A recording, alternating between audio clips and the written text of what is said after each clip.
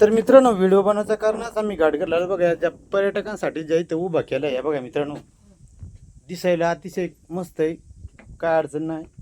पण मित्रांनो, इथलं बघा हे मा उभा राहिले होते बघा, हे बघा हे जे काम केलं आहे बघा मित्रांनो, या का घाट आलं तर हां म्हणजे ठेकेदार लोक पैसा का घेता बघा बरं. हे पा हे पूर्ण हालत हे पा हां हे पा खाली उखडून गेलं आहे का हां, म्हणजे लोकांना हे बघ. आणि इथं क्रॅक पण गेला आहे मित्रांनो,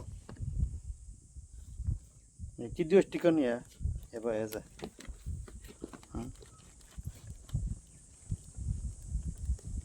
याच्यावरून कुणी पडला बिडला म्हणजे मित्रांनो याची जबाबदारी कोण घेणार.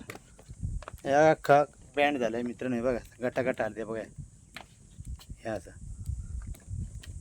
टाकावं लुटून का काय काय माहिती. आमदाराला सांगावा हां, काय ठेकेदार काम करतं काय माहिती बा, दमा पडलो असतो ना आता.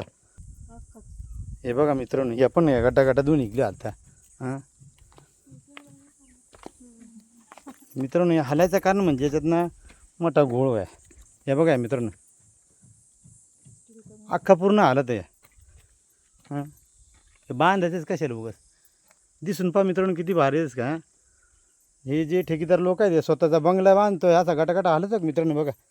तर हे बघा हे दोन्ही बाजूचं जे आहे ना, दोन्ही बाजूचं हालत बघा मित्रांनो हां. हे बघा हे पूर्ण इथून तिथून सगळं अख्खा हालत आहे. ते ठेकेदाराचा बंगला बांध द्या पाहिजे मित्रांनो. कमेंट करा आणि सांगा मला. हे बघा दिसून किती छान आहे, पण या अख्खा घाटा आला तर मित्रांनो एक वर्ष पण टिकणार नाही मित्रांनो.